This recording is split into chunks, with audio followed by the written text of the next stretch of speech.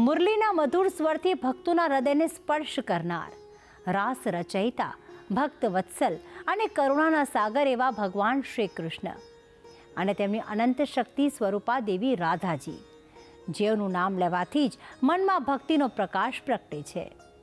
કહેવાય છે કે જ્યાં રાધા છે ત્યાં કૃષ્ણ છે, અને જ્યાં કૃષ્ણ છે ત્યાં ભક્તિ અને કૃપા અવિરત વરસે છે. આજે ભક્તિ સંદેશમાં હવે આપણે લઈ જઈશું કેન્દ્ર શાસિત પ્રદેશ દીવના પવિત્ર ધામમાં, કે જ્યાં ઠાઠથી બિરાજમાન છે શ્રી રાધા કૃષ્ણ. તો આવો કરીએ આ દિવ્ય સ્વરૂપના પાવનકારી દર્શન. કેન્દ્ર શાસિત પ્રદેશ દીવમાં શ્રી રાધા કૃષ્ણનું સુંદર મંદિર આવેલું છે, જેના દર્શન કરતા ભક્તોને અનોખી શાંતિની પ્રાપ્તિ થતી હોવાની માન્યતા પ્રવર્તે છે. દીવના નાગવા બીચ નજીક આવેલ આ રાધા કૃષ્ણ મંદિરનો મહિમા અનોખો છે તેવું ભક્તોનું માનવું છે. હિન્દુ ધર્મમાં એ બાબત ઘણી સામાન્ય છે કે કોઈ એક વ્યક્તિત્વની જગ્યાએ એક જોડીના રૂપમાં ભગવાનની પૂજા થાય છે, જેમ ભગવાન શંકર અને માતા પાર્વતી, પ્રભુ શ્રી રામ અને માતા સીતા, રાધા અને શ્રી કૃષ્ણ. એવું મનાય છે કે કોઈ પણ દેવ સાથે દેવીની શક્તિ મળે તો તે અમર શક્તિનું નિર્માણ કરે છે.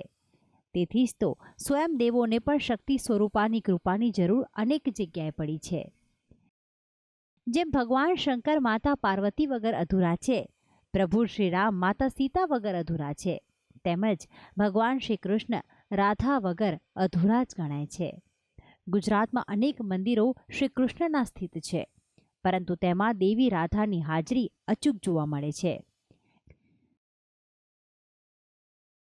સ્વયં શ્રી કૃષ્ણ પણ એવી જ મહેચ્છા ધરાવે છે કે તેમના મંદિરમાં દેવી રાધાની મૂર્તિ અચૂક હોવી જોઈએ.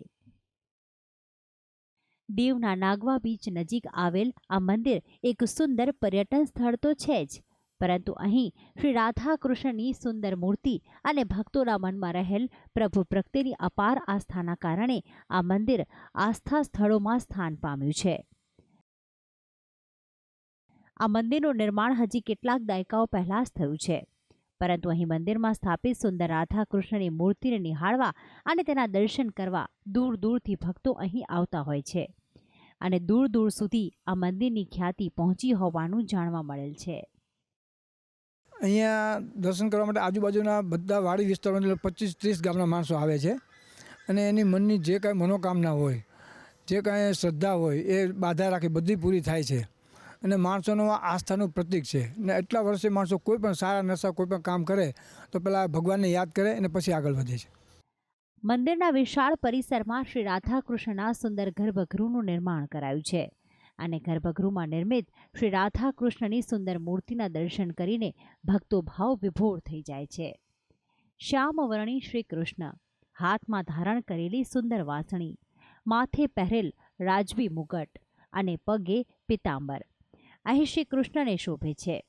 તો બીજી તરફ દેવી રાધા પણ શ્રી કૃષ્ણની આભાને છાજે અને તેમના કરતાં પણ વધુ સુંદર વસ્ત્ર અલંકારથી સજ્જ અહીં સ્થાપિત કરાયા છે.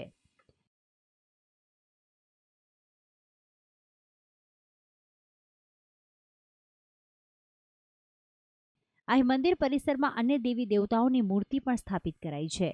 શ્રી રાધા કૃષ્ણના ગર્ભગૃહની બાજુમાં અન્ય એક ગર્ભગૃહમાં શ્રી રામ અને માતા સીતા સંગ ભાઈ લક્ષ્મણની અને અન્ય એક ગર્ભગૃહમાં શ્રી લક્ષ્મીનારાયણની સુંદર મૂર્તિ સ્થાપિત કરાઈ છે, જેમના દર્શન કરવાનું પણ ભક્તો નથી ચૂકતા. આ સિવાય પણ મંદિર પરિસરમાં દેવ હનુમાન, દાદા ગણપતિ, મા મહાકાળી અને ભગવાન જગન્નાથની પણ સુંદર મૂર્તિ સ્થાપિત કરાઈ છે. અહીં દેવાદિદેવ મહાદેવનો પણ વાસ રહેલો છે.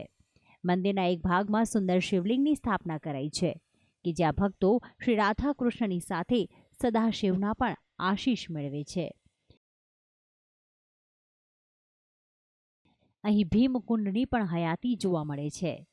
માનવામાં આવે છે કે આ સ્થાન સ્વયં પાંડવોની હયાતીથી પણ પાવન થયું છે, અને તેમના થકી જ અહીં શ્રી રાધા કૃષ્ણની પૂજાની શરૂઆત આ સ્થાને કરવામાં આવી હોવાની છે માન્યતા. ભક્તિ સંદેશ, સંદેશ ન્યૂઝ, દીવ.